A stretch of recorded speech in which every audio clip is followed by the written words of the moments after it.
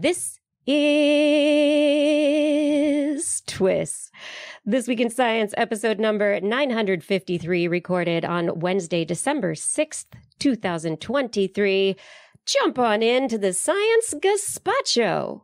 Hey everyone, I'm Dr. Kiki, and tonight on the show, we're going to fill your head with dolphins, penguins, and ketamine. But first, thanks to our amazing Patreon sponsors for their generous support of TWIS. You can become a part of the Patreon community at patreon.com/thisweekinscience. Disclaimer, disclaimer, disclaimer!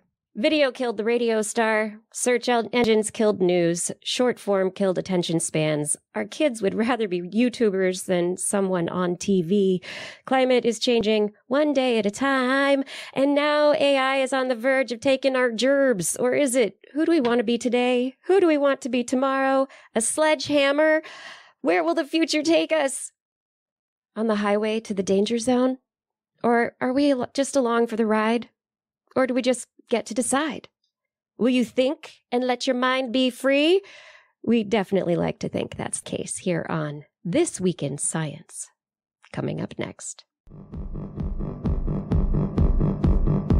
I've got the kind of mind that can't get enough. I want to learn everything. I want to fill it all up with new discoveries that happen every day of the week. There's only one place to go to find the knowledge I seek. I want to know what's happening, what's happening, what's happening this week in science.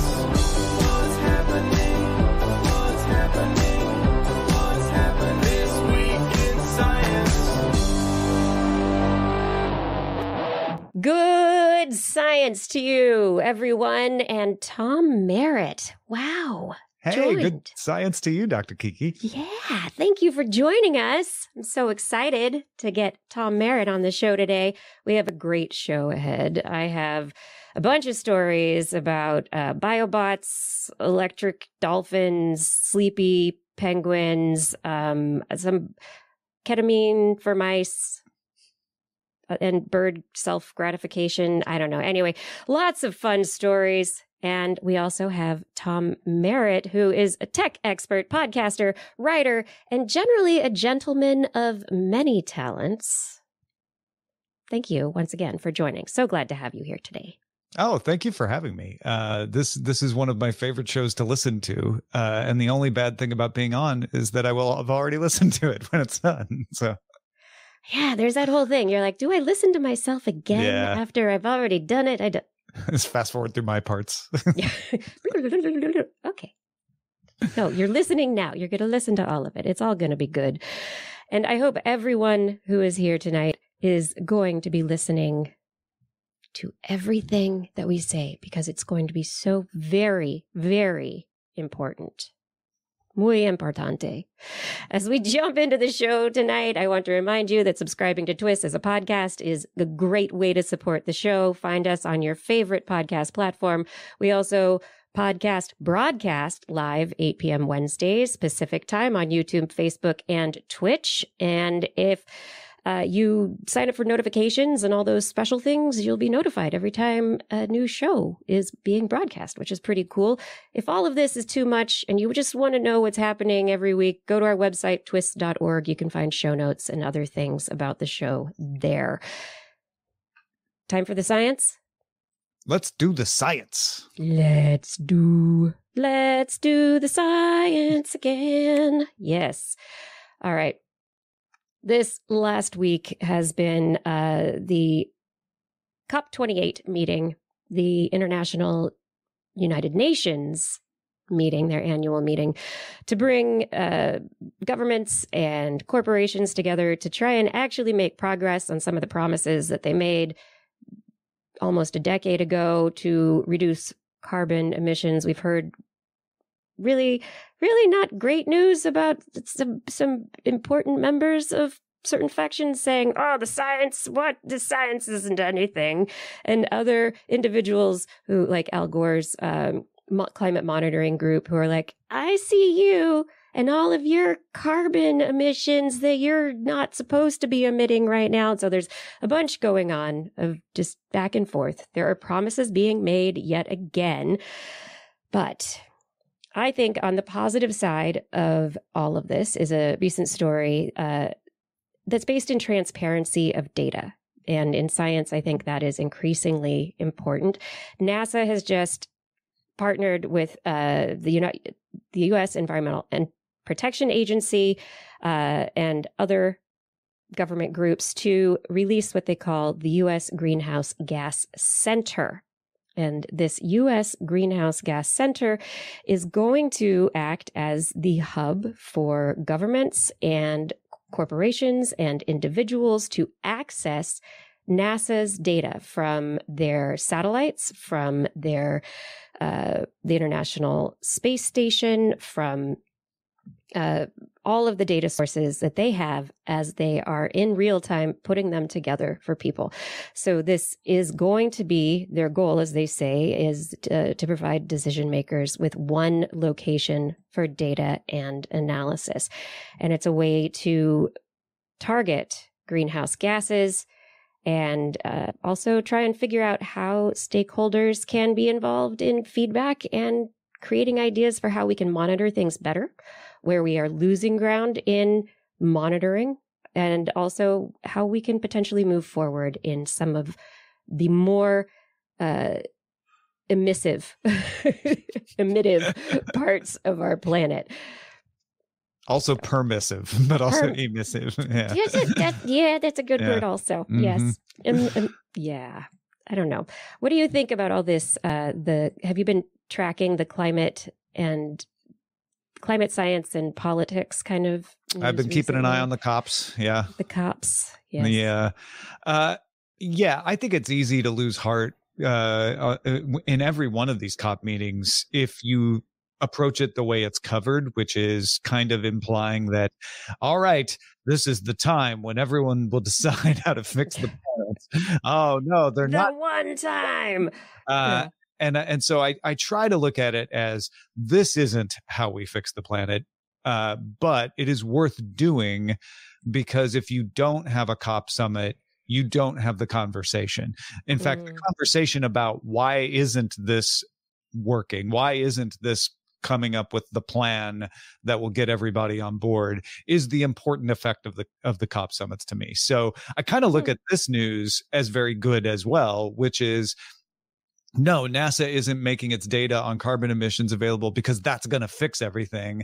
NASA is making its data on carbon emissions available because that makes it easier for people who do want to fix things to see what's going on and work with each other. And it's the unintended consequences of things like this, the unplanned consequences that are the promising thing, right?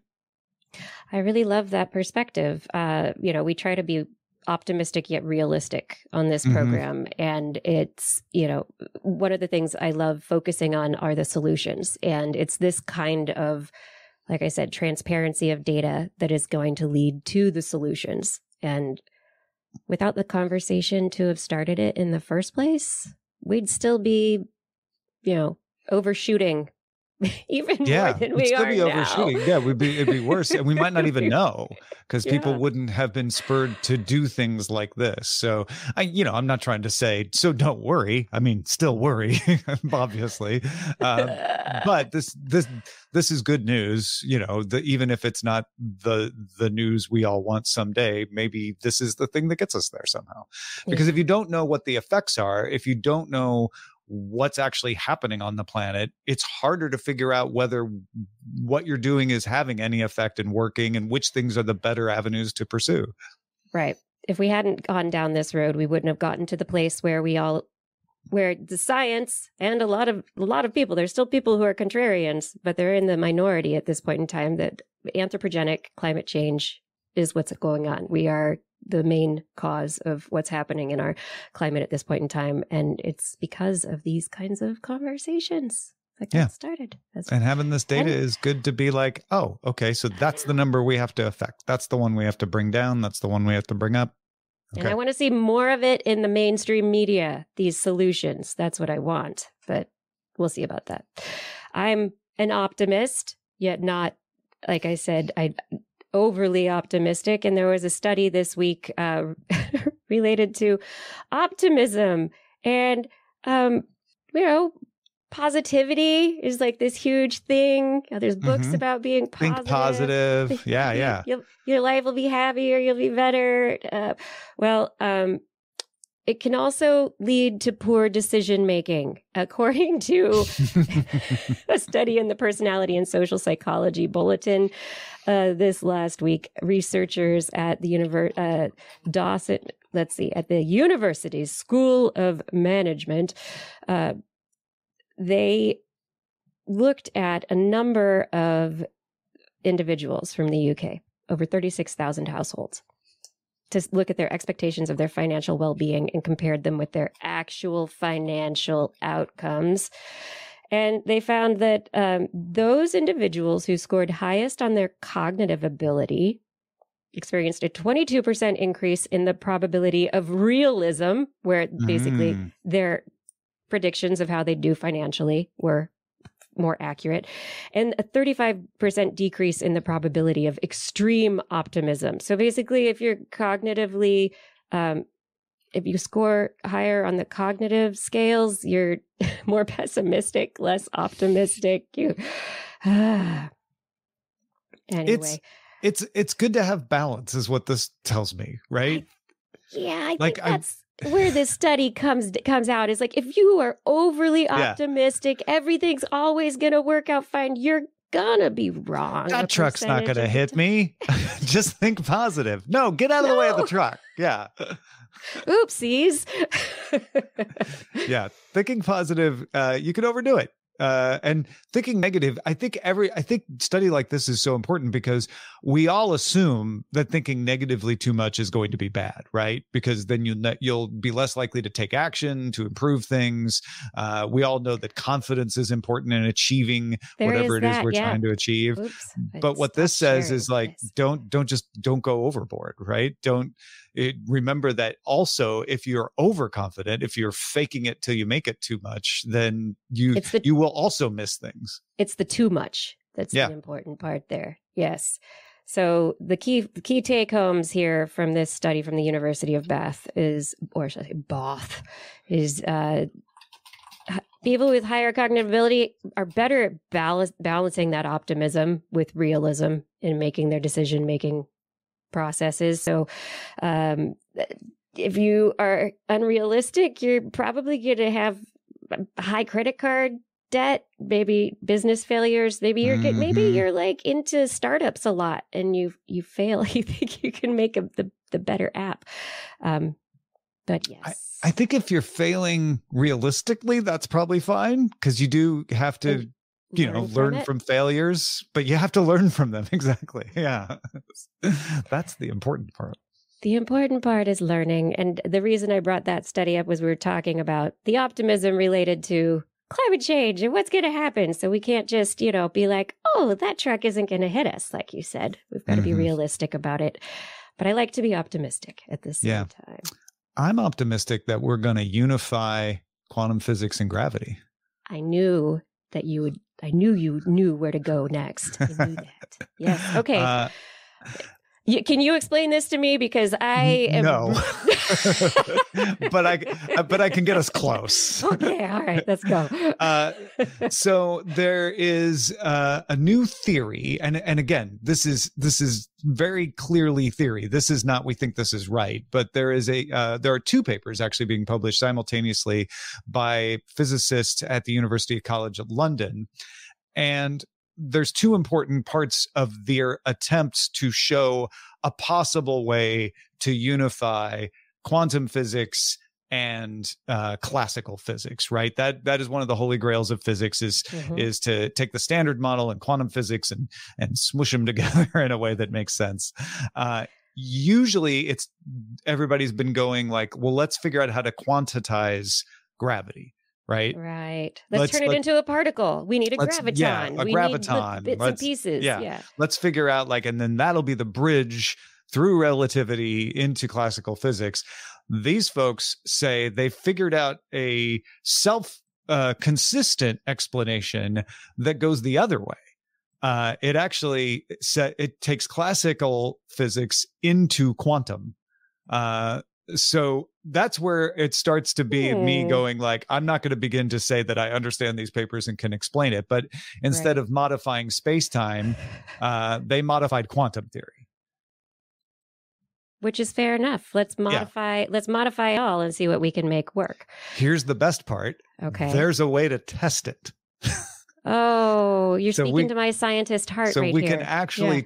We can actually try this out and see if the predictions of this theory work. And if they do, well, then we've got a winner. And if they don't, well, then we learn from that too, right? But it's not an easy thing. It's not as easy as just like walking down to France and getting the standard kilogram and putting it on a scale. But it involves some entanglement and having like a standard thing that you know with precision what it should weigh, and then testing for fluctuations. And if there's a fluctuation of classical weight that it meets this prediction, then this theory would be true. This makes me wonder, though. I mean, we have NIST, the National Institute of Standards and Technology. There are French agencies that are also measuring the quantum. Not necessarily fluctuations, but they're measuring the mass of a kilogram. They're measuring the mass of bits of radioactive materials that we're using to define as our clock, to define seconds and microseconds. So it would seem that we should already have this data in hand. It's a different way of measuring. Okay, and I'm skating on the edge of possibly being wrong here, so I just want to put that right up front. But from my understanding of this, what they're testing for are random fluctuations. So if I'm understanding it right, you know, the standard kilogram, you measure with precision and go, yep, that's a kilogram, right? That's what we'll use as the basis of a kilogram. But if you keep measuring it, every once in a while it would fluctuate, right? The way quantum particles fluctuate in and out. And it's measuring the Planck scale, right? Where you have so it's that level theory of precision that you need is like at that level. Do we see a fluctuation? And there's also something that has to be entangled for this to work. And that part I don't understand at all. So it's a big effort to be able to put together a measurement, but it's achievable. It's a thing that could be done. The thing that I like about this approach is that it is looking at, taking a different perspective on gravity and the standard model versus the quantum, and trying to have the unified theory, like you said, forever.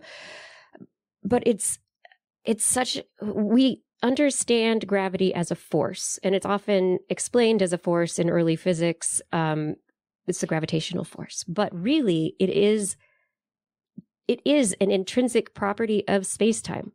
Gravity is stronger at the bottom of a gravity well, right? So where the sun, if you imagine the sun as a bowling ball on a stretched out pair of nylons, the gravity is, the highest at the bottom of where that bowling ball that would be the sun is resting. And that in itself is not a force, it's a property. And gravity changes based on how much space-time is being stretched or, changed. And that's something that I think is not as commonly understood when people talk about gravity, and where we get into this whole, is it gravitons? Is it this? Can we quantize it? But yeah, I have been on the, gravity's not a particle side for a very long time. Yeah. I'm also on the, I think dark matter and dark energy are something else. They're neither dark energy or matter. There's just something about it. I've said this on This Week in Science a long time ago when you had me on the we'll have to go back episode. And find the clip. Because I remember I was in the Oakland airport recording it when I said it. I was headed to CES or something, but I feel the way ether felt, right? The ether was a thing that just, it was theorized to permeate everything and provide structure to the universe. And then we found out that, no, you didn't need an ether. There were these other mechanisms. Dark matter and dark energy feel that way. Like they're not wrong, but they're not there's going to be another explanation that goes, oh, we actually don't need dark matter or dark energy because it's these other forces. Right. And that's kind of why I was really intrigued by this. It probably, like everything else, will end up not being exactly right and inch us closer to the end. But there's something very compelling about, well, what we did is we took quantum fluctuations and we applied them to the classical world and said, oh, well, if that happens, then that actually gets rid of the quantum problem. And now we can unify it. Like, that would really be elegant if it ended up to be true. And that is, I mean, that is the goal so often of physicists, is to write the most elegant equation to explain it. Totally.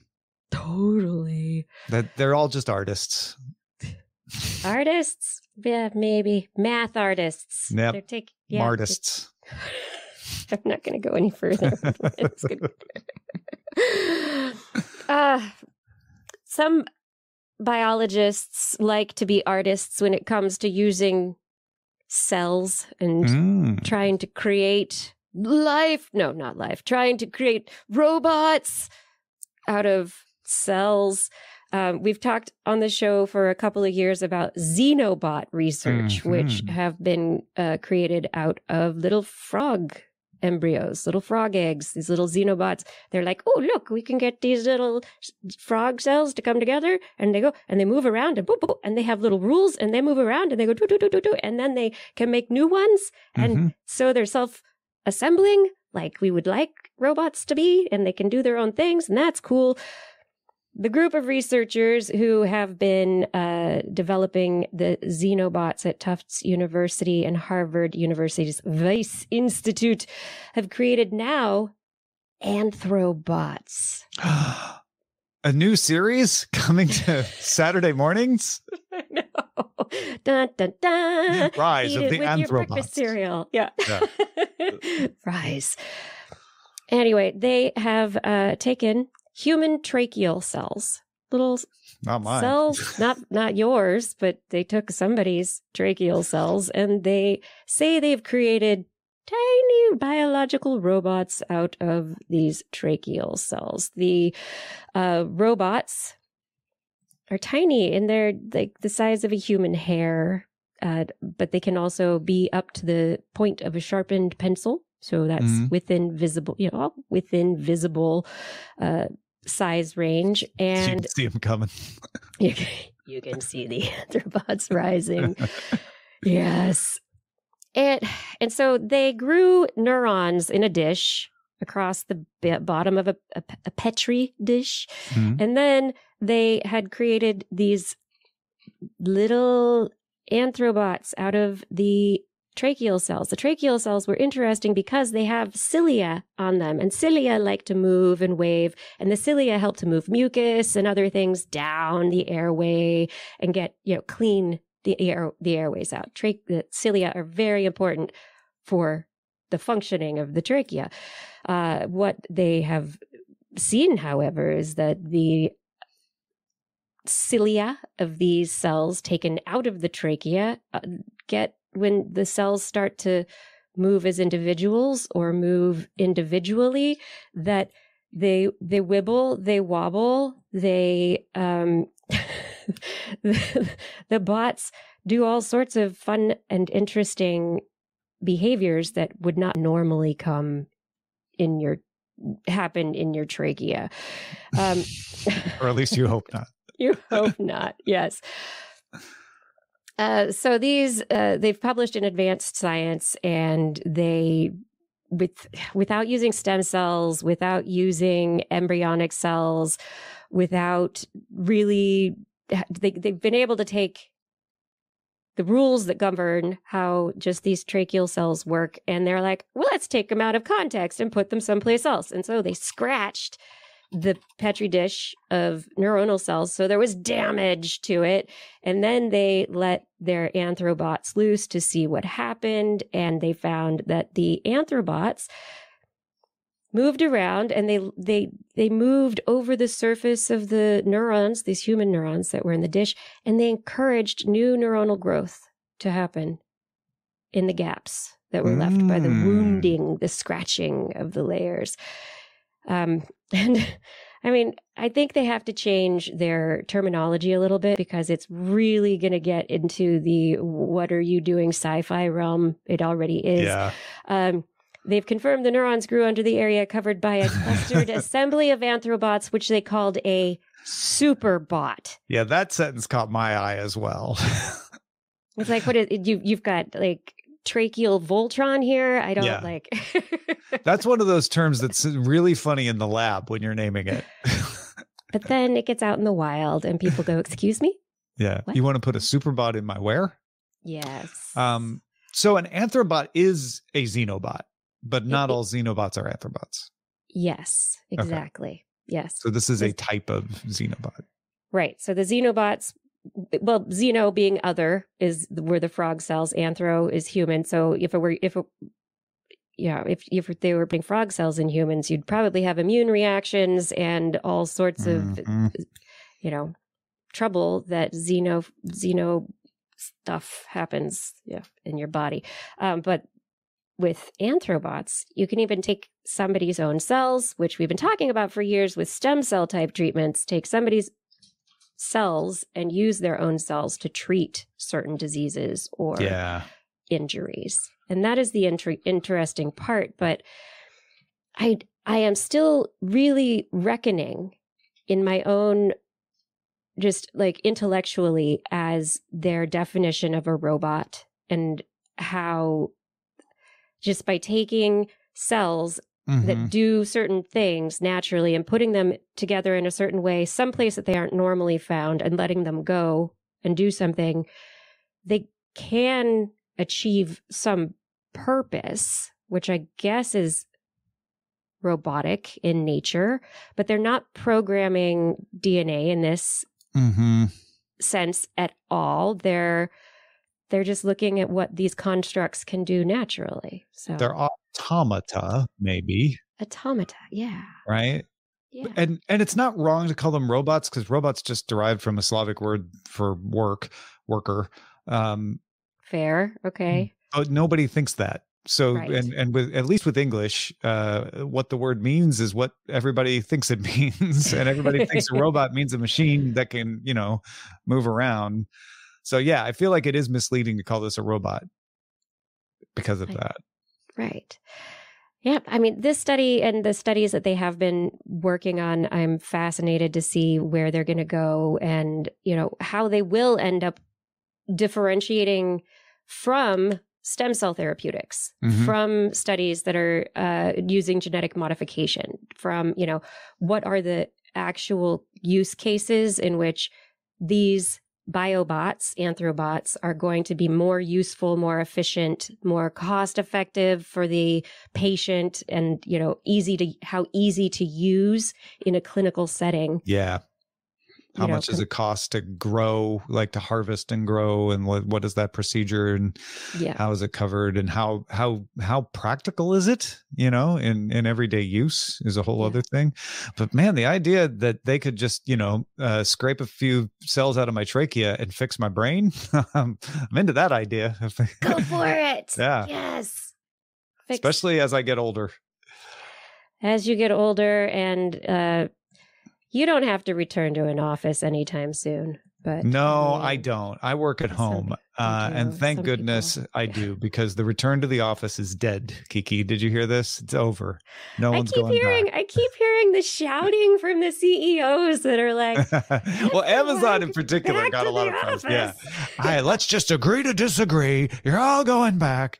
My side note, my theory is this is really a fight between introverts and extroverts, and CEOs tend to be extroverts. Not always, but HR people also, they like working with people. Extroverts a bit, and extroverts want to be around. They charge up around other people. I totally get that. So the story here, though, is that Nick Bloom, an economics professor at Stanford University who studies workplace trends, is saying, so we had an abnormal amount of working from home in 2020. because of lockdowns and cautiousness. And again, let's just say this right up front. We're talking about jobs that can't be done from home. A lot of jobs can't be done from home. And we're not talking about those jobs. We're talking about office jobs, remote work, and that. When lockdowns eased, we saw the decline of work from home. We just saw the decline of remote work. But he says we're getting to the end of that. The share of paid work from home days has been totally flat this year, according to a survey of working arrangements and attitudes from WFH Research, hovering around 28%. That's still 4 times greater than before 2020. So we have gone from, I think it was something at the height of like 60% down to 28%, and it's just staying there. And Bloom says we're 3.5 years in, and this is kind of stuck. So I don't think we're going back. And in fact, he thinks that some of the forces coming in the economy that will pressure companies to save money by getting rid of office space will counteract any tightening of the labor market that might cause people to take jobs where they have to go into an office even if they don't want to, and that technologies will continue to improve, things like video conferencing and telepresence. And he expects that 2024, we might start to see remote work start to grow again. I'd like to see it grow again. I want to see the balancing. I think that a lot of this stuff is a pendulum, and we got used to doing work a particular way in office but then the realization was, why do we have to spend hours of our lives commuting every week? Yeah. Like, going to a job that, is for many people just a job, right? And there is evidence that mental health is better for people who have less of a commute, right? That don't have to commute as far or as long every day. And the comment within this whole thing that that would take something at the level of the pandemic to change it from this trend of leveling out work from home, I think is pretty accurate. As much as companies might want to really push it because of their investments in buildings, in infrastructure, in a lot of things, that there's a shift. And why not have 1 or 2 work days in the office so that you can get in there and meet people and have the water cooler conversations and have those mentoring moments that don't happen unless you're in the office. There are some things that really can help careers and businesses, but do you have to be in the office all the time? Yeah, I think we learned what can be done outside the office. I think we learned what kinds of things are better in the office. I think there's still some studies to be done to refine that, but we kind of have a general idea just from our own working experiences. And the argument about whether it should be everybody in or everybody out is an emotional argument, and it's not actually what's best. Some kind of hybrid, like you're talking about, where there are well-planned events to bring people together and get that serendipity and get those human bonds are important. And then there are times when people need to be able to work on their own outside of the office so they are not disturbed, so they can be more focused. Again, you may not live in a situation where that's possible either, in which case you might have to go to Starbucks or something. I don't know. But, there's a lot of nuance to this. But in general, there are benefits to one and benefits to the other. And we're figuring out that balance now, is what this looks like to me. Yep. I appreciate that economists are starting to look at this, and that it's not just a CEOs say, or it's not simply the emotional reaction anymore, but hopefully the science will continue to look into which way things are going. And one of the economic pressures to keep offices open has been leases that companies have. But as the economy gets even tighter, the pressure becomes maybe just figure out how to get out of that lease, maybe figure out how to sublease it, or the leases are starting to expire, in which case I think it was Unity recently announced that they're closing a bunch of their offices around the world to save money. Right. And they are no longer requiring people to be in the office 3 days a week. In fact, they're going the opposite way, and they're saying you could only come to the office 3 days a week. But weren't they the ones who were? I'm not. Yeah, they were. Wasn't. I don't. Was Unity the one who were having everyone has to come into the office thing, or you're all fired under the old CEO? Yeah. Yes. Okay. I'm like, wait a minute. They switched that pretty quickly. They have a new CEO who's like, you know what? We need to bring down these costs. So, they're also unfortunately having layoffs and things like that as well. But that's the kind of economic pressure that Nick Bloom is talking about here. MJF in YouTube is saying traffic seems to be back at pre-COVID level where I am. So it seems more people are back in the office. But that is actually a very interesting point, because while traffic levels are back up to pre-COVID levels, people are not going back to the office in the same numbers. So the question is, are they going to cafes? Where are they going? Why is traffic back up? And that is something that nobody really understands yet. And it's not back up at the same pattern, right? Yeah. Or what I've noticed is traffic being really bad at odd times of the day that used to be, everybody's at work. So I think there's people are taking advantage of the fact if they do work remotely that they can, pop out at any time and go run an errand. But woe be you. You're going to get stuck in a traffic jam. Exactly, right. Because everybody else is running errands at the same time. Yeah. I need to recover. Hopefully, though, those people in traffic are not getting in accidents that leave them with traumatic brain injury. That is, one impact, pun not intended, of traffic accidents. Traumatic brain injury can be caused by multiple different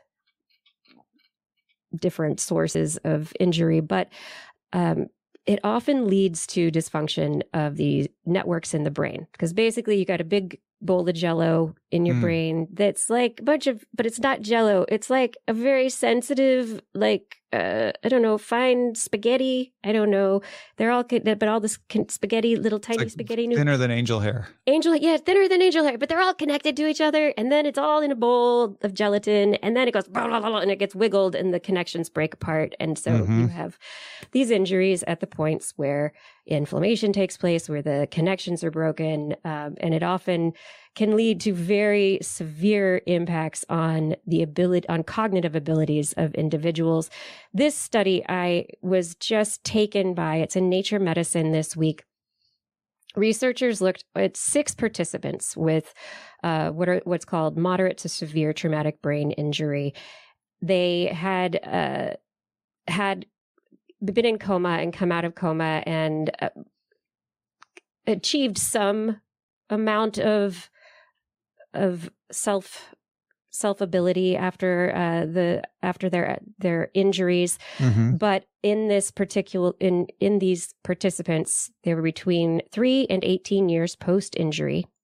They put deep brain electrode stimulators into specific locations within these thalamic nuclei of the brain. And they knew which locations to target. Yeah, and the researchers say that the targeting of the location was actually incredibly important, and that if they didn't get it right, then it wasn't going to work. And so it was a really important, sensitive operation to place these electrodes in these patients. So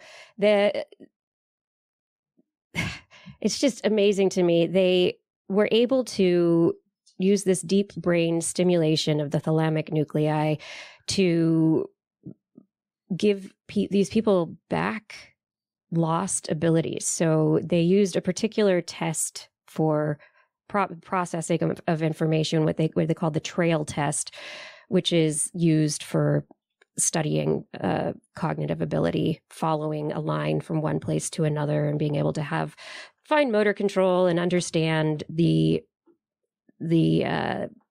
processing of one instant after another, and planning and all these things that are kind of higher cognitive abilities. And they found that they were looking for a 10% improvement. They're like, it was just 10% improvement over baseline. These individuals, on average, exceeded the average by 32%. Wow. They improved, yeah. And this was, they had the deep brain stimulation. They spent 90 days with the device turned on for 12 hours a day. So half a day it was on, then turned off. And they found that when they turned it off, the people that means shock, like electric stimulation? Yeah, basically, okay, there's electricity going on in your brain all the adding time. a little more. It's just adding a little more. Okay. Yes. It worked the way they predicted, yes, yet even better. And they wanted to have the control of taking the patients off of the stimulator and seeing what happened. And the two of the patients were like, no. No, I like where I am. It's working. Don't mess with it. Don't mess with it. I can read books. I can do things. I can watch a TV show and remember. I can keep track of what's happening. I can play a video game. They can, do homework. There was so much improvement. And the three who participated in the withdrawal, they actually had 34% slower averages on the trail making test after only 3 weeks without the stimulation. So it doesn't have lasting effects then, sadly. Yeah. Well, so it's only 90 days. And one of the things we do know is that the nervous system takes a long time to repair itself. Some of these people were 18 years post-injury. So these people are 18 years and their brains still had not repaired themselves. So the likelihood of it being massively reparative is minimal in that case. Yeah, sure. So is it feasible for them to just keep this in their head? It is feasible. So that's the next step is this is one of those tests where it's like, is it safe? Does it kind of work? And it did, and it exceeded their benchmarks, improved their executive function. There are many people who have deep brain stimulation. There are, the brain eventually wants to eat the electrodes and wants to degrade them away. And so that's something that still needs to be considered, but it is, it at least will add value and ability to people's lives for as long as they're able to use it. So I just thought this was really, really cool. And they're now hoping they can make it a therapy. I'm not going to let perfect be the enemy of the good. It would be better if we put this in for 90 days and then took it out and it stayed. It rewired things. Like that would be amazing. But lacking that, just the ability to say, well, yes, it's risky to do brain surgery. And, long-term basis, you'd have to be going in there over and over, and that's going to bring risks. At least it works, right? And so I can see why people would say, yes, leave it in there as long as you can, and then if it starts to break, put another one in, please. Because this description in here of it being like turning the lights on is repeated by a few of these subjects. Yeah, it's hard to imagine being in that spot of not having the cognitive abilities, not having memory that can keep you, allow you to learn new things, that can keep you engaged in a conversation or in a television show, or even just to do day-to-day tasks around your own house. How debilitating that would be. So, yeah. Yeah, I've had brief periods where exhaustion or stress or just life. You're talking about my life right now. Yeah, no. where it leaves you it's hard to focus. Like imagine that being permanent and 10 times worse. That's what we're talking about here. So it's fascinating that it seems like just upping, like the brain is protecting itself still from the trauma and keeping the voltage low. And if you just go and up the voltage, the pathways just work like they always worked. Yeah. But I think one of the big questions here is, like you said, how many individuals will it or could it potentially lead to a recovery in? Because there is a standard saying in neuroscience is neurons that fire together wire together. Mhm. And if you get neurons firing, then potentially that will lead to new wiring. Potentially it will lead to astroglial cells coming and helping to put the neurons back together. Or maybe we can take your tracheal cells and stick them in there. But And how many people did they do in this study? It wasn't that many. no, it's 6 people, so it's a very This is small, just the beginning. Yeah. Yeah. But the impact on the individuals, I think, can't be understated. Indeed. This is pretty cool.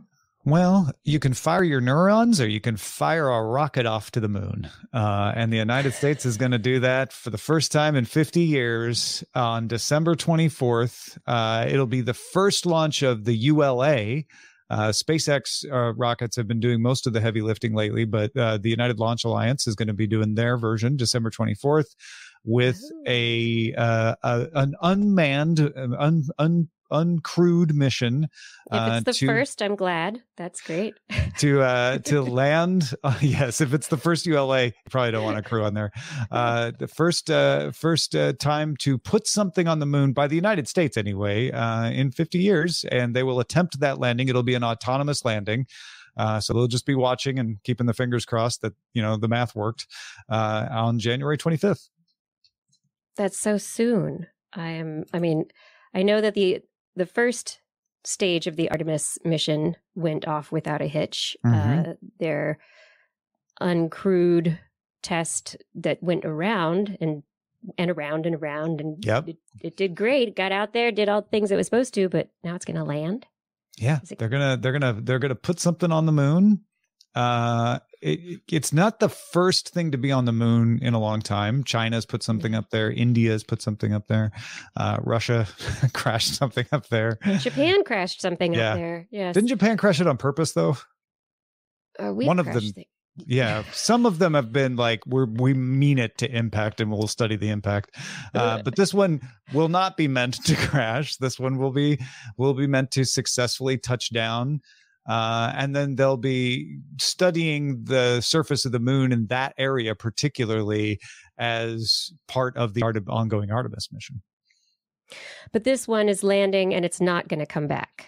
So this is not going to come back. No. Yeah. But the eventual idea with Artemis is that we will have crewed missions that will go to the moon, land, come back, potentially. Oh, the Japanese one did end in a crash. I see that. It's in the article, right? Yeah. Yeah. 4 countries have successfully landed on the moon: US, Russia, China, and most recently, India. So a long time for the US. Let's get there.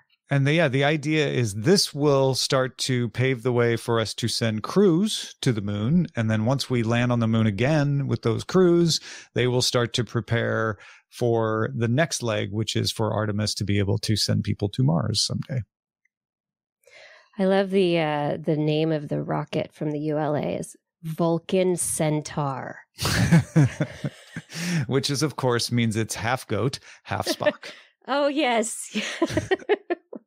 It's definitely the goat, at least half. Yes. The greatest of all time Spock. Yeah. The Vulcan Centaur. Speaking of the goat, bottlenose dolphins. Well, I don't know. You said you were going to put a dolphin in my brain. I'm going to put a dolphin in your brain. That's right. Scientists at the University of Rostock's Institute for Biosciences and Nuremberg Zoo's Behavioral Ecology and Conservation Lab in Germany just published their study in the Journal of Experimental Biology, looking at the abilities of bottlenose dolphins, two dolphin species previously, Sotalia guianensis, the Guyana dolphin, and Tursiops truncatus, which is the bottlenose, have been shown to have what are called vibrisal crypts. I'm so sorry to hear that. Rostrum. These are innervated ampullary electroreceptors. Oh.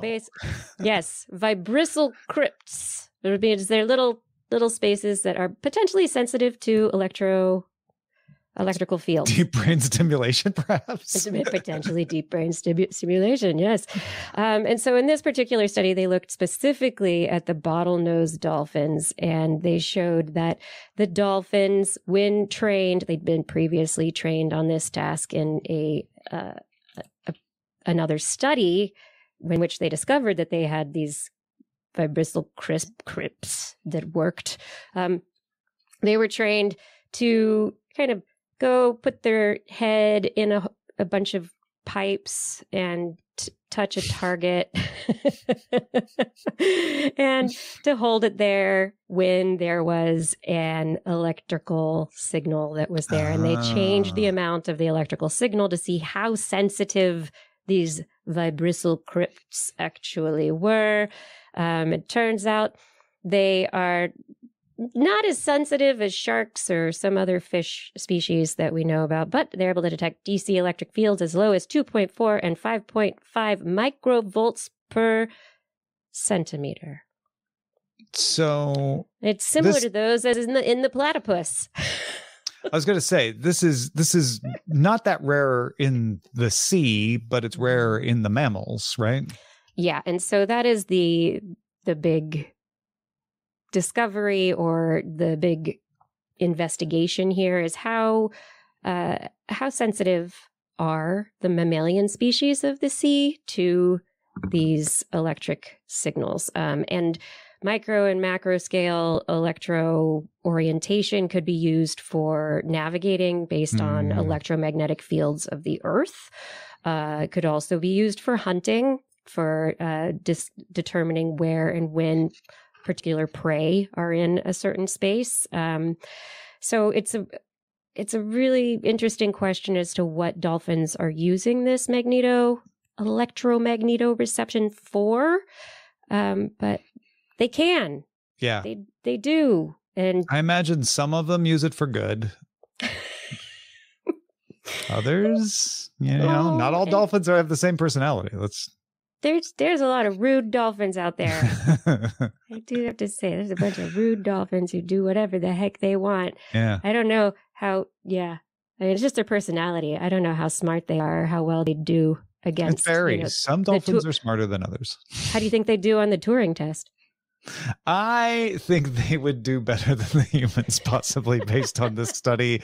That is a preprint. It has not been peer reviewed, but two researchers from UC San Diego looked at several large language models. So they were based on several models. Two of them were large language models, GPT-4 and GPT-3.5. GPT-3.5 is the one you get if you don't pay for ChatGPT. It's the one I think you get in Bing. GPT-4 is the improved next version that is more capable from OpenAI, and that model is the one you get if you pay. It's not the one that most students are using to probably do their homework. Yeah. They also used Eliza. Are you familiar with Eliza? Do you remember Eliza? I mean, not that you remember Eliza because it was made in the 60s before either of us were born.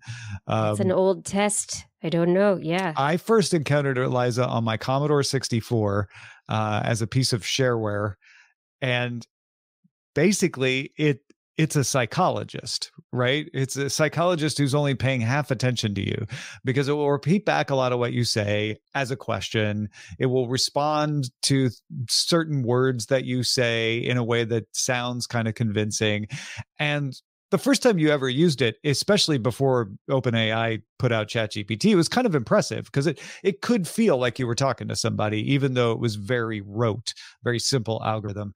Well, they did a Turing test with humans and GPT-4, GPT-3.5, and Eliza. The multiple models of GPT-4 all outperformed Eliza except for two, and the model of GPT-3.5 paled in comparison. It just lagged behind Eliza. The other takeaway from this is that none of them passed. None of them were more than 50% in fooling humans. I think the other even humans aren't good at fooling humans. The other interesting thing is that humans only were correctly identified as humans 73% of the time. So. Some humans failed the Turing test as well, which I think, and they actually acknowledge this in the paper, like this may say as much about the Turing test as it does about any of these models, but it is an interesting, apples to apples comparison of how these models do. And the fact that GPT 3.5 is maybe easier to tell that it's a machine than even a more mechanical machine like Eliza. It also it is inspiring more people now that the study has come out, possibly to pay for ChatGPT 4. No. Yeah, that could be a side effect. That part was not included in the study. It did actually impress me. Now, there are varying implementations of GPT-4 here. So some of them didn't perform better than Eliza, but most of them did. And there was one that they labeled Dragon that even got close to 50%. But again, even GPT-4 is not fooling people most of the time into thinking it's a human. I like to hear that still, as I think about where we are with AI, and I mean, especially on the academic front and with the spoofing of papers, the spoofing of intellectual ideas, the spoofing of content, and there's the question with these tests, right? These Turing tests, is the test made to figure out whether the AIs are getting closer to humans, so biasing the design of the AIs, or is it that the AIs then are being biased? It's like they're learning it's the teach to the test method, right? Yeah. To pass, like AIs could then pass this test, maybe not others. I also think there is a literacy at work that benefited Eliza. I think if you do this same test with people in 1969, that Eliza does much better. If you do this test in 1985, Eliza will probably do worse. And I think as time goes on, GPT-4 will do worse because we'll all as a species start to learn what those little hallmarks are that says, oh, that's probably an AI. AIs do that a lot. But we don't all know that yet. Right. We haven't figured out all of the various. One thing is there are programs that are out there. There are programs that are looking for the, basically the watermarks. Mm-hmm. Yeah. Watermarks in the AI. So there's a predator-prey kind of evolution happening, which I think the one thing fascinating that our brains are really good at is pattern recognition. Yeah. So I feel like if you have people in a study, let's say you did the same study, but you did it with people who have used ChatGPT, the paid for version, GPT-4 for 8 hours a day for a year, which is not possible because GPT-4 wasn't out a year ago, but you know what I'm saying. Versus people who never have. Exactly. Yeah. You're going to see these rates drop because those people are they're used to it. They're like, oh yeah, I see that a lot. The same way that Photoshop was way, way more convincing when it was new and even less capable than it is now when we're like, oh, that's probably Photoshop. I can kind of tell. It's still impossible to figure out how to use, but that's true. Can a human or a large language model use Photoshop? That will be the real test. That's going to be the one. That's going to take us places. Oh my gosh. Okay. I think we've hit all of the stories for the first part of our show here. I do want to reintroduce you right now. Oh my goodness. Everyone, this is Tom Merritt. Do you know? We've gone through a bunch of fun stories. Tom it's just always wonderful, wonderful treat to get to talk to you, Tom. And it has been quite a while. I think we actually last emailed or talked, probably it's like last year. Yeah, I think you're right. It's been a while. But anyway, you're a technology reporter. You've got a large number of podcasts that you do, and I don't understand how you do it. Me either. The Daily Tech News Show is the daily Tech News Show that you do, or It's a Thing with Molly Wood. You also write science fiction. We're on book number 4 now, or something like that. Vera, is that what it's something? Yeah. Trigger. Trigger was the more recent publication from Inkshares, and then Project Vera is an audiobook that you can get. Oh, the audiobook, right? And then you also discuss fantasy and science fiction on Sword and Laser with Veronica Belmont. You're always posting on social media about the food that you're eating or your dogs. But can you let us know what what have I missed here? What am I missing in your life? Yeah. What's going on? Well, first of all, let me just say it's as much or more of a pleasure for me to get to chat with you on the show as well. So I am very grateful that you invited me on. This is a lot of fun for me, and it's because I deal with the technology side of things, but we don't get a lot of dolphin stories on Daily Tech News Show. So really? It's nice to cross the waters, literally in that sense. I do Daily Tech News Show. The point of Daily Tech News Show is to help you understand technology. So we are not in the business of hyping up technology. We're not in the business of tearing down all the evils of technology. What we're trying to do is help each other understand, what does this do for us? Like we were talking earlier, like not being too optimistic, but not being too pessimistic. How can we actually be realistic about this stuff and make good use of it? That's for free, 30 minutes a day. If you're a patron of our show, you get a longer version. You get an hour a day. And then I also do a Substack now. That would be the new thing that you probably might not have known about at freetechnewsletter.com. And that's more of a lineup of what I think about stories. Daily Tech News Show is a lot of different people sharing perspectives. And I share my perspective on there, but there's a lot of like triangulation of our different perspectives. The Substack newsletter is really just me saying, okay, let me explain this story, why I think it's happening, and here's my opinion on it. Again, how many hours do you have in the day? You must get up at 3 a.m. and go to bed at 2 a.m. No, I go to bed early because I'm exhausted for doing all of it.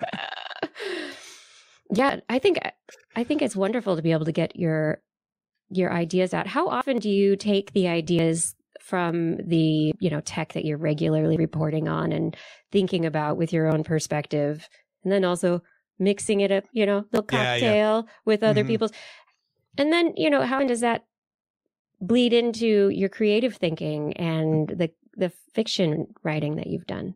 Yeah, it does. It absolutely crosses over, because a lot of what I'm doing for Daily Tech News Show is trying to understand, well, why did Twitch leave Korea? Instead of, that was a story that we did this week, where Twitch is pulling out of Korea because of high network transit costs. And so I didn't want to just be like, well, that's bad, and it's bad for esports. I wanted to be like, well, why are they doing that? Like that doesn't seem like a right idea. So I dug into how this new policy in Korea, they're the only country that does this, was put in place in 2016. What are some of the motivations, et cetera, et cetera, et cetera.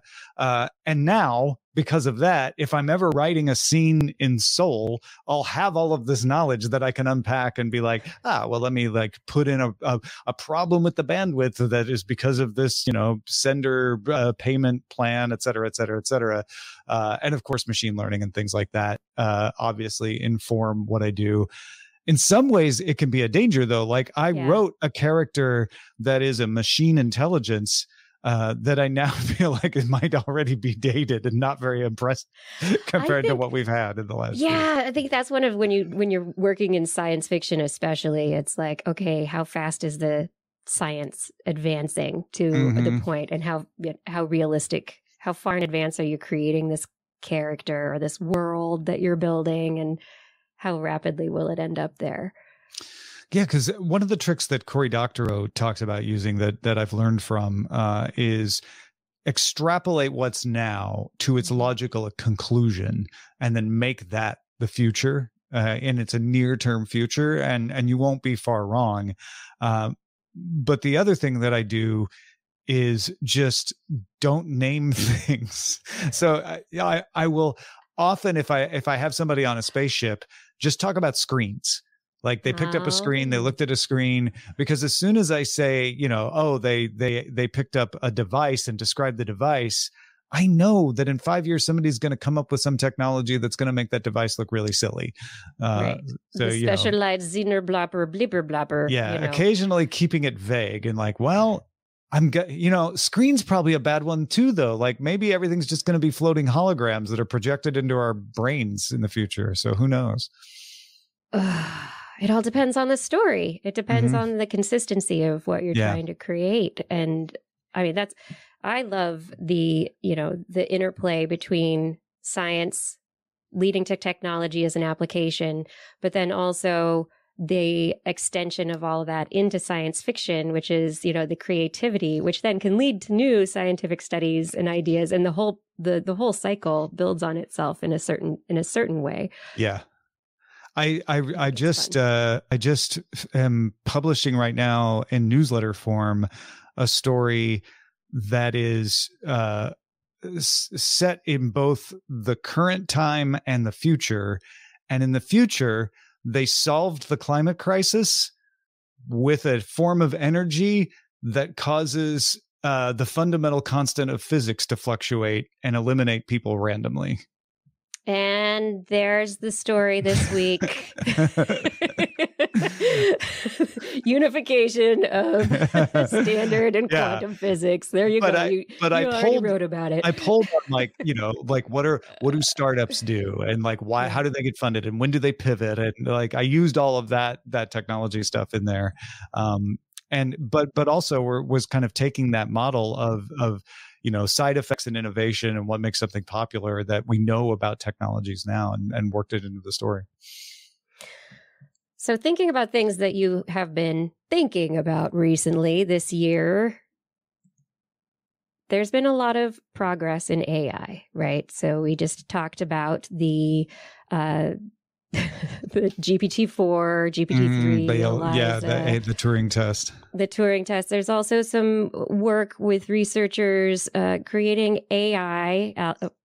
I say AI, but it's machine learning algorithms that can predict molecular structures. So chemicals that we don't know how to synthesize or haven't discovered yet. And then putting them into a robotics lab that can then do the experiments.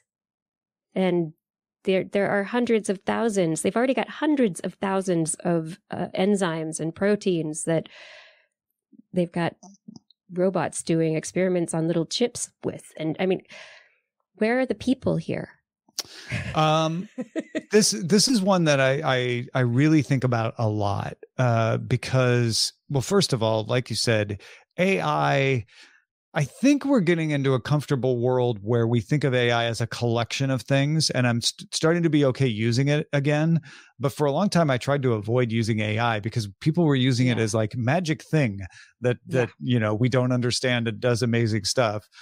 So you'll still hear me say large language model, machine learning, deep learning, neural network as much as possible, because those are different things.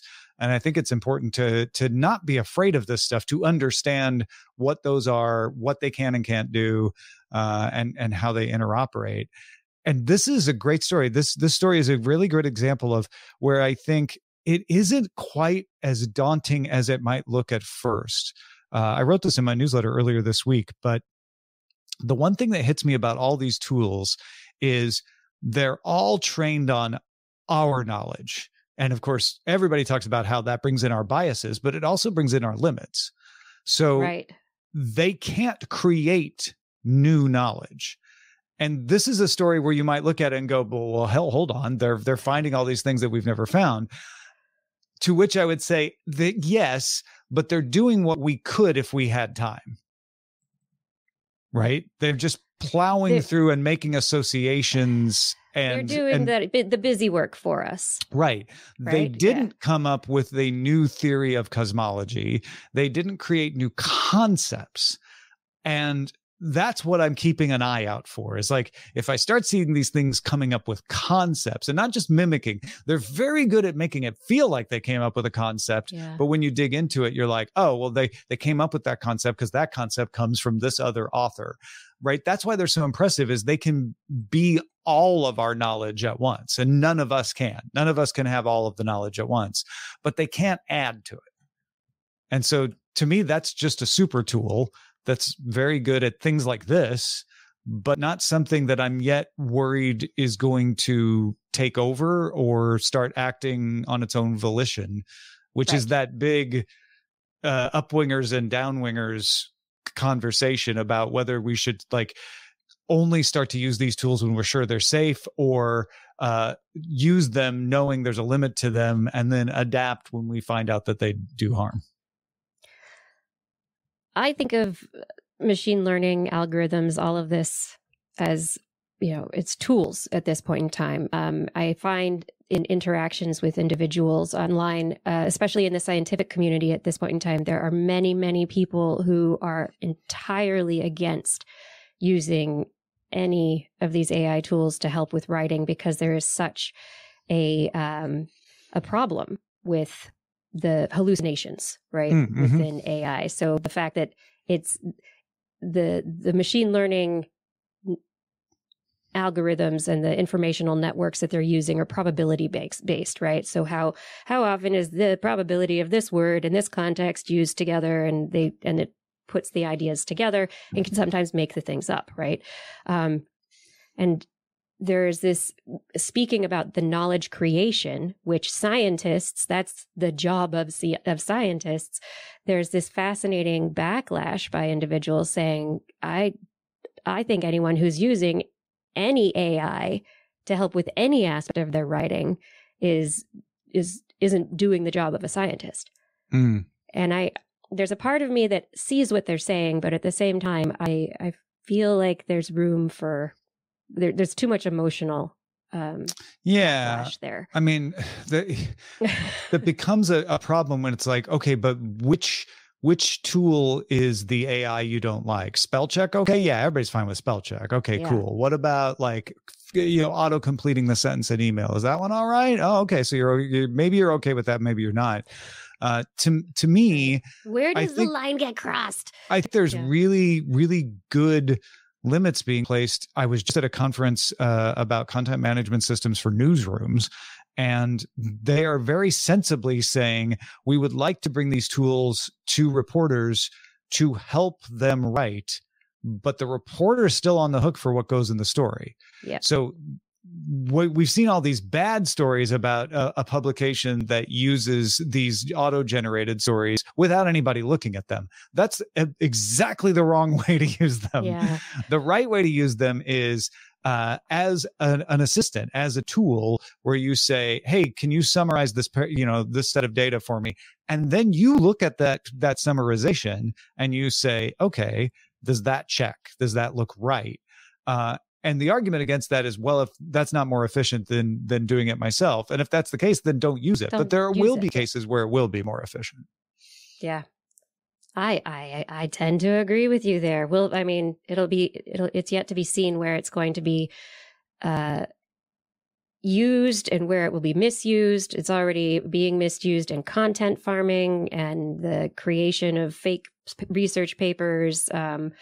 In the scientific area, it's across the web everywhere. Just it's kind of like, chumming the SEO waters with content, right? Just put a lot of stuff out there and people will, it'll send people to your site eventually, maybe. It's tempting and comforting to say, there's so many bad uses for this, just don't use it at all. And then that'll stop the bad uses. I get that argument. But I do think once the smoke clears, we will see, like everything else, like there are people who eschewed computers and were like, I would never write on a computer.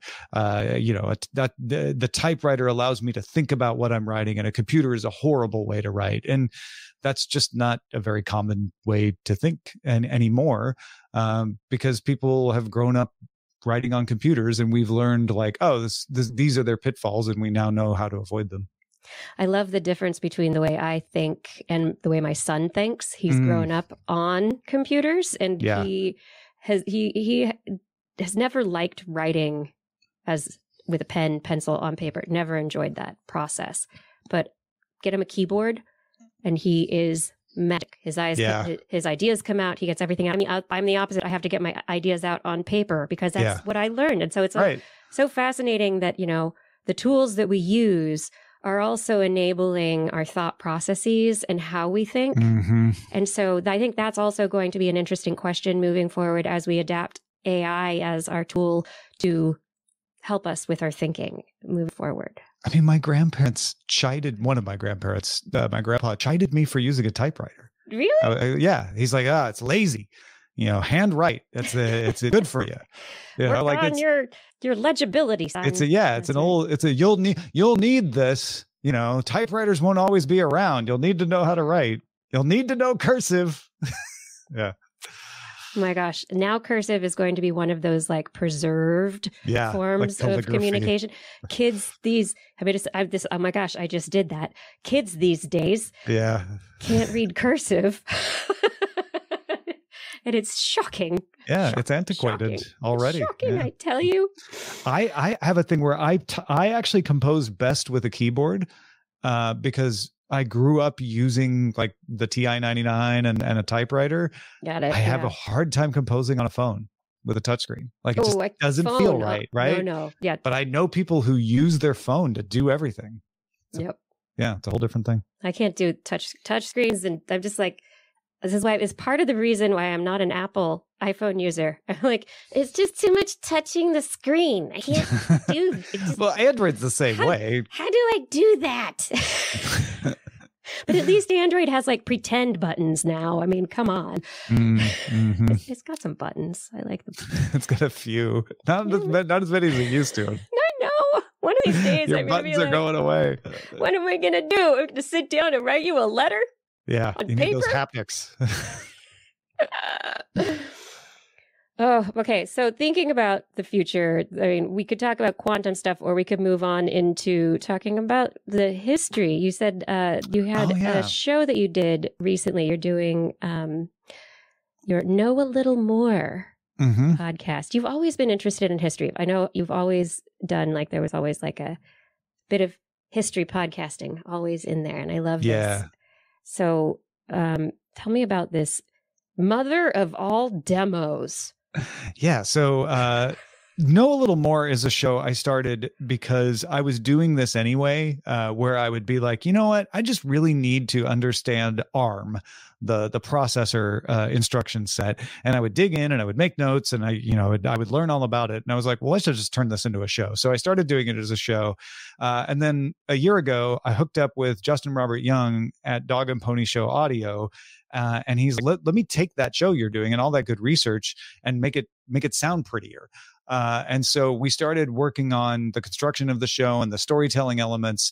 And we did a season last year that was pretty good, but this year we themed the season of the show around something called the Mother of All Demos. Have you heard of the Mother of All Demos before? No. So this is all new to me and I'm excited. Okay. So in 1968 in San Francisco, Douglas Engelbart, who is generally, if you have heard of him, you've heard of him credited as the inventor of the mouse, which is a very good argument that he is the inventor of the mouse.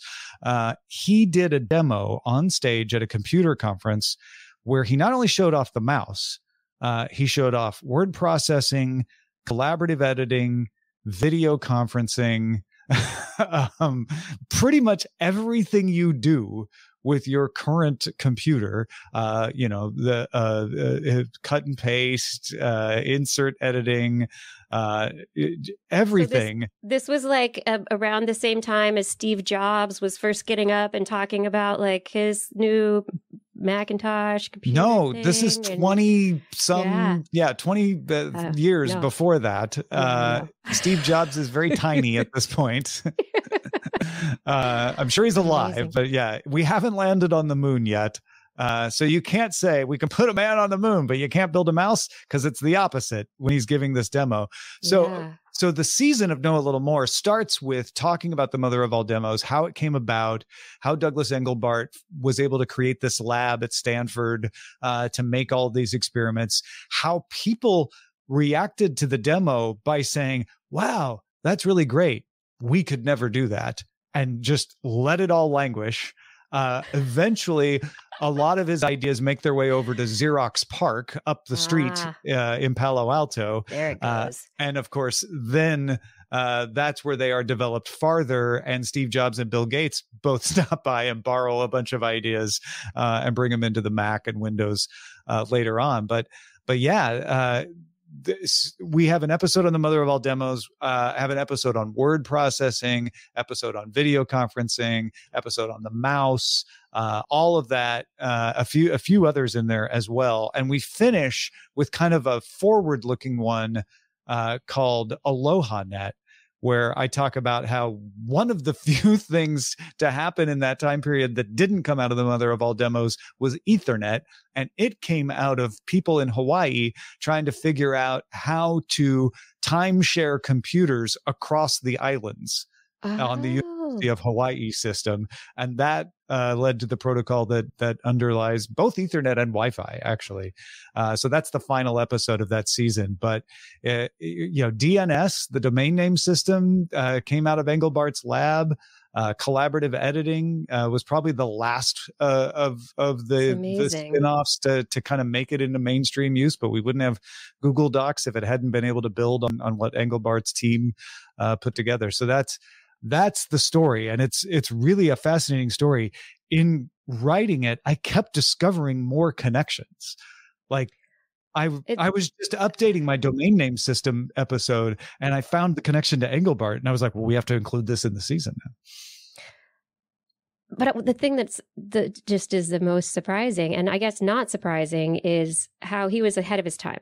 And there is always this idea in technology that there are things that come ahead of their time and then they languish for just a little while until the resources or the technology become available. Or I guess it's in the design world, it's putting a solution ahead of the problem. So it's basically Engelbart was like, look, we're going to want to do all these things. But people were like, I don't want to do these things yet. I'm fine. I don't need that. Why do I need that? So yeah. The attitude was sort of like, oh, sure, because hypertext, I didn't even mention hypertext was one of the things he showed off in 1968, clicking on a link. And people were like, yeah, that looks great in your demo. But I really need to figure out, how to do my local timeshare allocation. Like people were so practical with their immediate problems that they couldn't see how this would help them. And I still see that attitude all the time. Whenever there's a new technology, there's a strain of people who just want to tear it down and go, well, what is that good for? And sometimes they're right because, stop clocks right twice a day, right? But a lot of times it's just that it's ahead of its time, like you say, where like it's new. We haven't quite figured out where exactly it fits. Of course, it's not going to be obvious yet because it hasn't been implemented before now. That's why it's, I don't know. I think that's the fun part of also the science and tech kind of, there's always been a bit of tension between the two, because science is always like, well, we're going to work on this no matter what. We got basic science. We're going to figure out how to do these things and we just want to know why they work.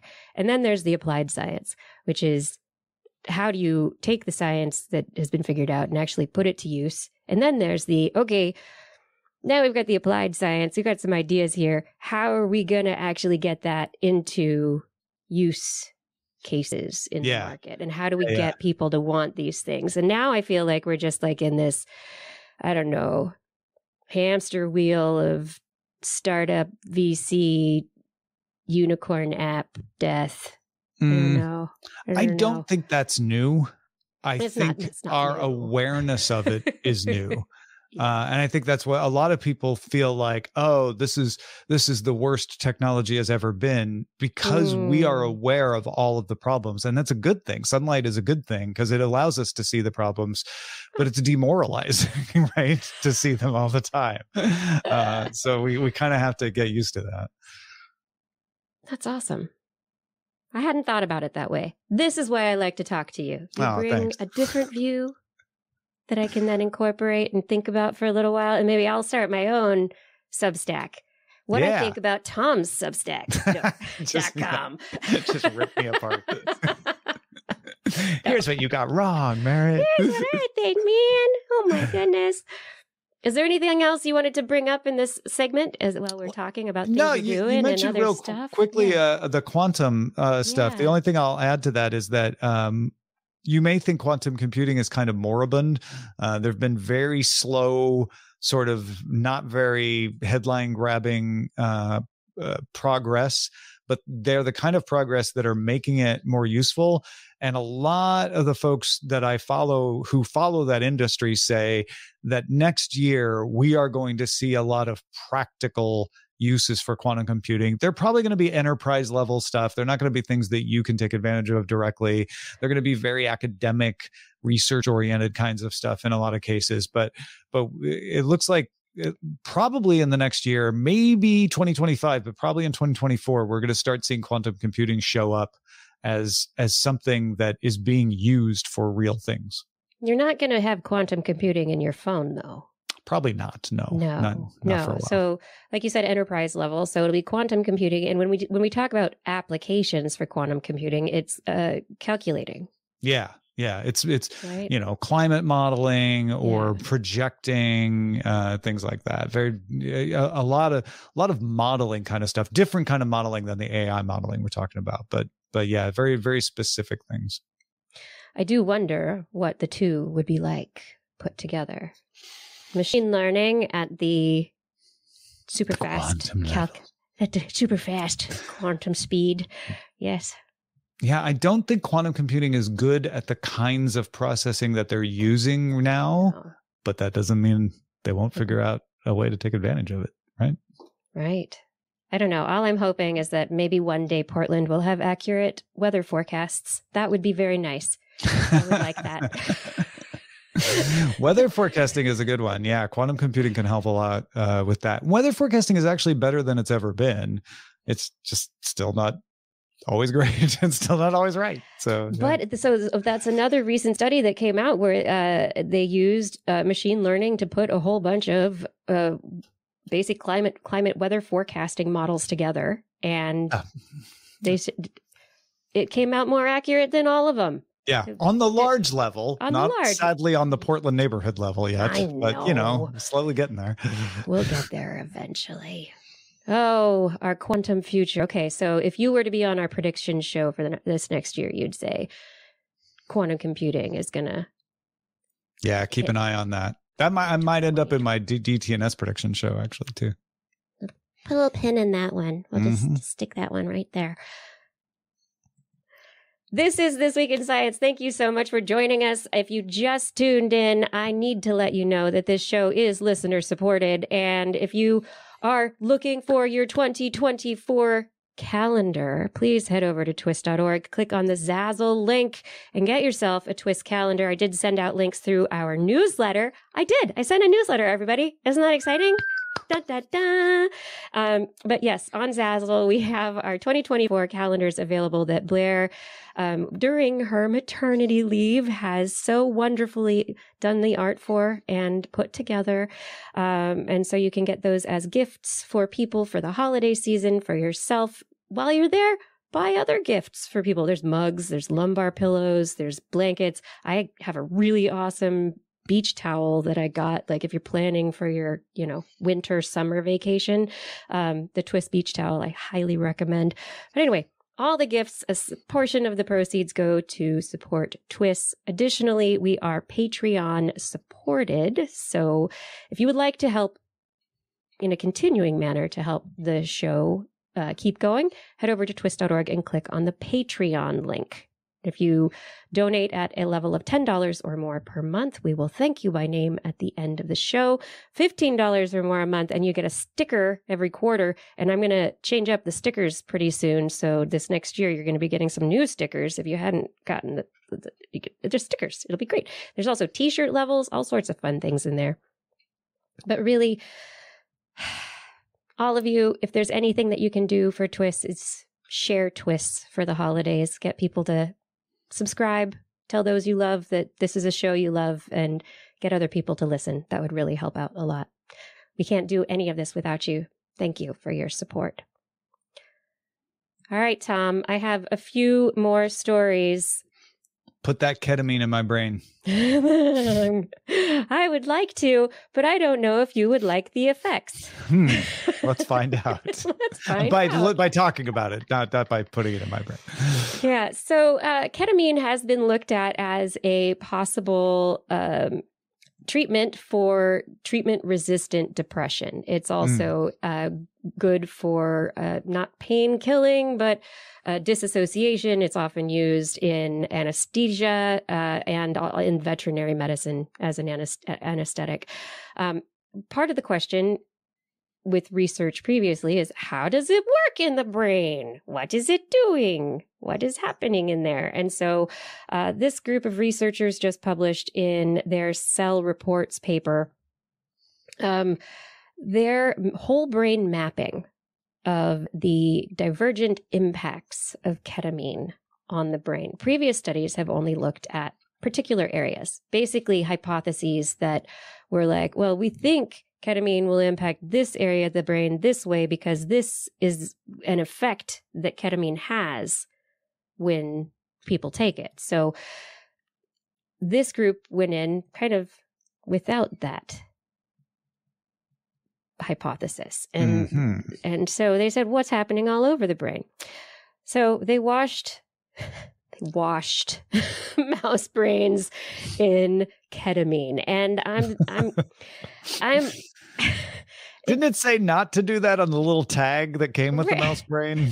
Do not wash in ketamine. Dry clean only. Do not wash in ketamine. Anyway, they found that repeated exposure of ketamine leads to a decrease in dopamine neurons in regions that are important for regulating mood.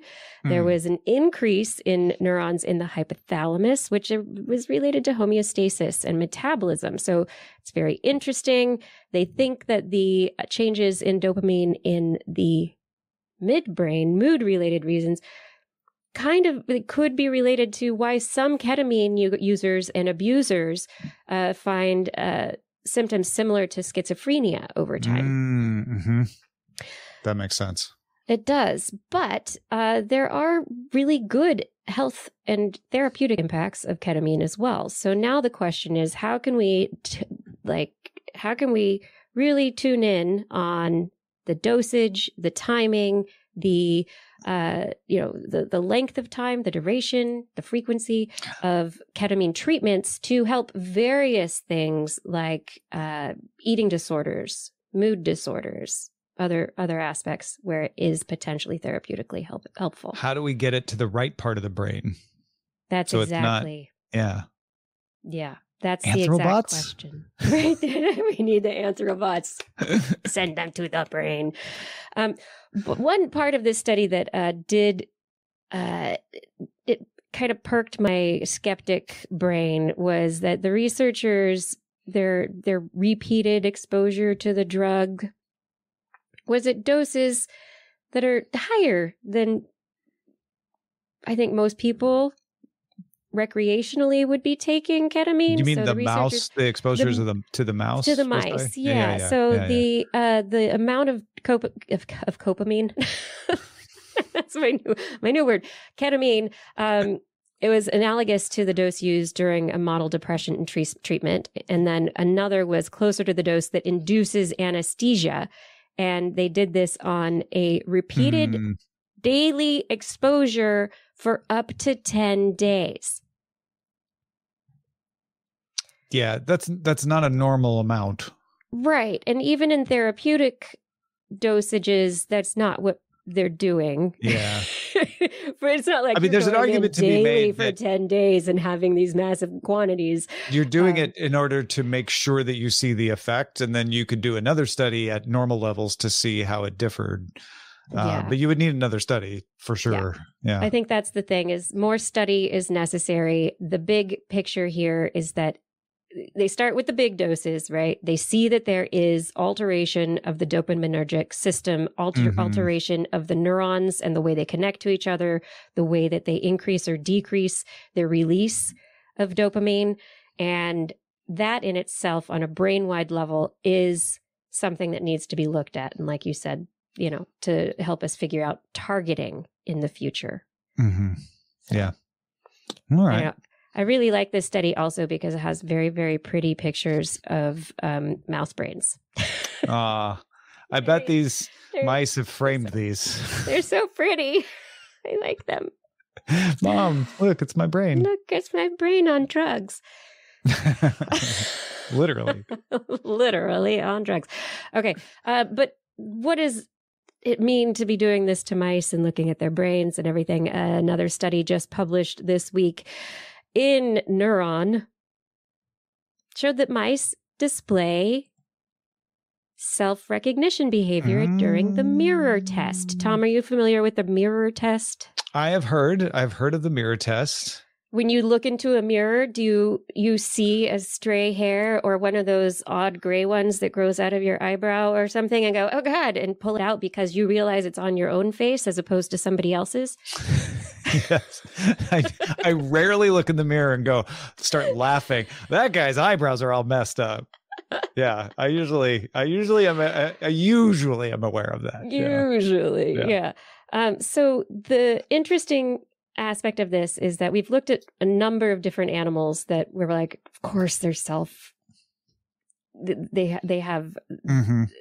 they have self-identity. They can recognize themselves, of course. Of course. I can hear, I know Blair is listening right now and saying the usual Blair line of like, yes, of course. Of course. Yes.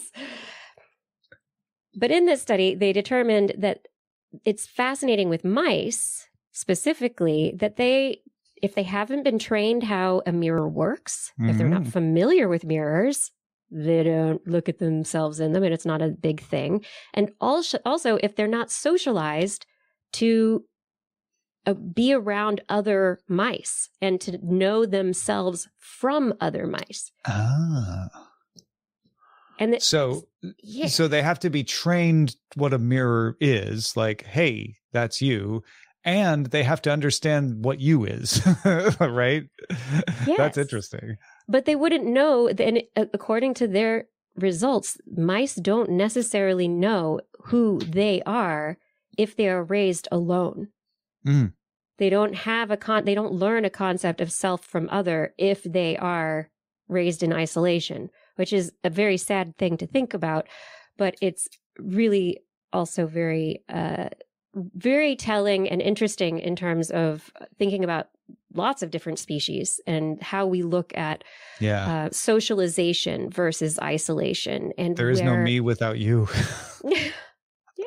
Yes, Tom, tonight. It's true. Yeah, so there's for a mouse, that's true. For the mice, it's very true. And in this case, they had to use very big dollops of black ink or white ink, and they had to be kind of like a paint that the mice felt in their fur. And then the mice would look at it and try and get it out when they looked in the mirrors. But little tiny dots didn't bother the mice as much as bigger dots. Less tactile dots didn't bother them as much either. You know, that could also just be, you know, they don't care about how they look, you know, as much as. Yeah. The next study needs to look at like, you know, but what is their self-opinion? Like, exactly. Yeah. How do they think of themselves? Yeah. So they found a set of neurons, a subset in the ventral hippocampus, a very specific region of the hippocampus where they got activated when the mice recognized themselves in the mirror. And it was this group of neurons that they could then make non-functional, and they could make it so the mice no longer cared whether they had ink on their foreheads and didn't do self-grooming. Yeah, because they don't even recognize themselves. Nope, neurons turned off, mice don't care. Yeah, so it's going to be interesting moving forward. They have this mouse model. They can manipulate the neurons. They can now look and see how this circuit works. Mice are actually very, very close to humans on the like phylogenetic evolutionary scale. So in terms of mice, we're doing a great job of figuring it out. Maybe it'll help us understand more about how neuronal circuits for sociality, self-recognition, isolation, loneliness, other aspects are developed in humans as well. But who knows? Right now, we just know how we can get a mouse to look at themselves in a mirror. Yeah. And I guess if they don't have a sense of self, they wouldn't feel lonely. Right. I don't need anyone else. I don't know anyone else. You don't know what anyone else means at that point. I just know myself. Mouse, know thyself. Do I even know myself? Oh, geez. Mouse-self. No. Oh my gosh! Now I'm going to put myself on the shelf for Christmas. That's a gratifying thought. So gratifying that I want to talk about some birds that like to delay their gratification, published in PLOS One, which is an open journal where you can read the research yourself if you want to. Researchers from Anglia Ruskin University in Cambridge, UK, and the University of Cambridge compared the behavior of Eurasian jays and New Caledonian crows. Jays are like, I don't know if you know, scrub jays or blue jays. Gray jays, blue jays. They store food. They do all sorts of things. They're very social, maybe a little bit more aggressive than the crows. The crows are also incredibly social, but they have a different social structure. And there are questions about the levels of cognition and intelligence, and also, you know, where they can, what decisions they make and why. And in this particular study, they showed that yes, both the jays and the New Caledonian crows are able to delay gratification for their favorite food. They can do that. But the jays are more likely to eat stale bread or whatever is given to them, like the first food thing, and not wait for their favorite food thing if there are other jays around. Oh, whereas the crows, they're going to wait it out. But I mean, their favorite food is meat. So they're like, I'm going to wait for that nice little rare steak you're going to give me there. So the jays are the personalities of like, if you're going to try to take that, I'm going to take it first. Like, I don't want you to, I don't want to miss out. I better take it. Where the crows are like, go ahead. I bet something better is coming and you'll regret it. I can wait. I can do this all day. You go to the salad bar. Yeah. I'm going to wait until the barbecue's over. Yeah. I'm going to wait for that surf and turf to come out. Yeah. And it, it has been shown in their different cultural habits that the New Caledonian crows are also, they're maybe more able to cooperate with other crows for tool use, for developing, for finding food, for even hunting and managing their families. So, yeah. I have an understanding with the crows in my neighborhood that I do not have with the jays. I don't know if that really ties into this, but like, seriously, like I can walk. My dog used to like jump and bark at the crows, and I would stop it, and then I would look at the crows and I would apologize.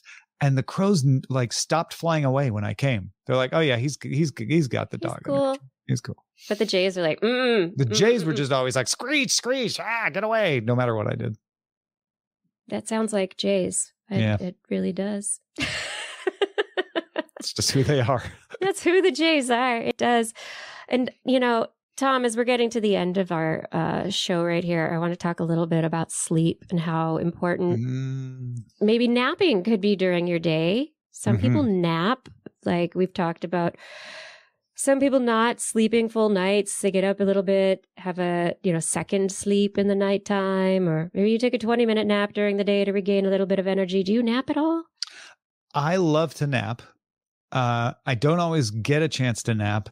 And I have noticed when I don't nap, I will often go to sleep and then wake up after an hour or two and then go back to sleep. Whereas if I've napped, I sleep all the way through the night. That's fascinating. What's your napping restores you and makes you more tired? It's like my body's like, no, you're going to take a nap. We'll just take it now and then wake you back up or something. I don't know. It's interesting. I always feel better when I get a good nap. I have never been able to nap.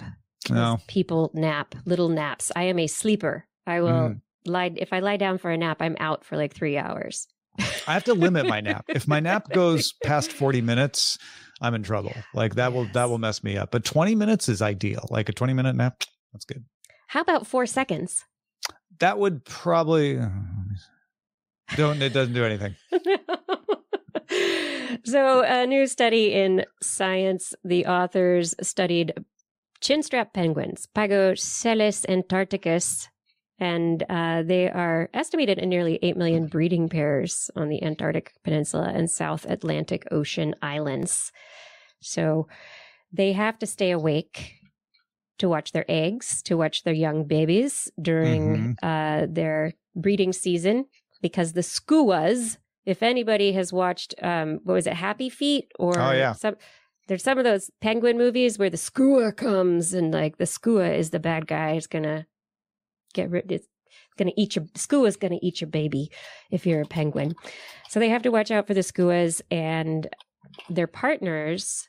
There's often one parent left at home to watch over the egg, guard them, and the partner goes out to forage. It'll be gone for days and days and days. And could you do that? Stay awake? Like, you're like, I have to stay awake to gotta sleep sometime. Right.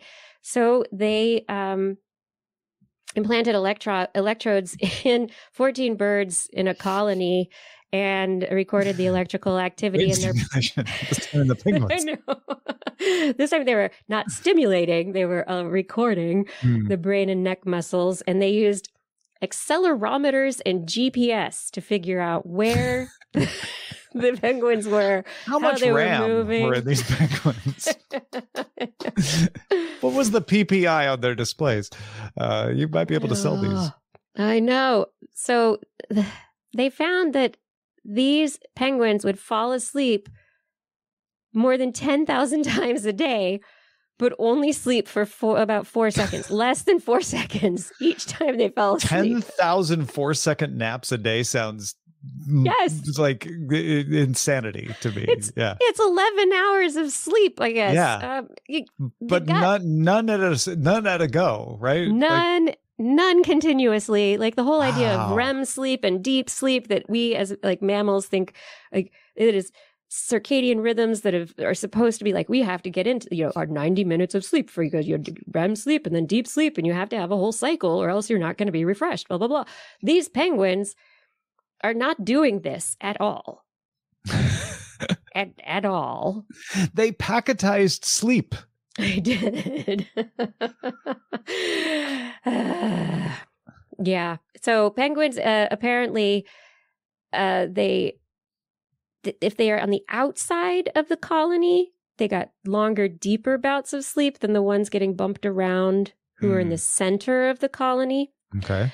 But the ones in the center of a colony are also at greater risk of another penguin stealing their nesting materials. So there's safety in numbers from the skuas, but also nest theft from other penguins and weird things going on. But from all of this, the researchers know nothing about how restorative that sleep was to those penguins. How can you count it as sleep when it's only 4 seconds? Like, that's just, that is so fascinating to me.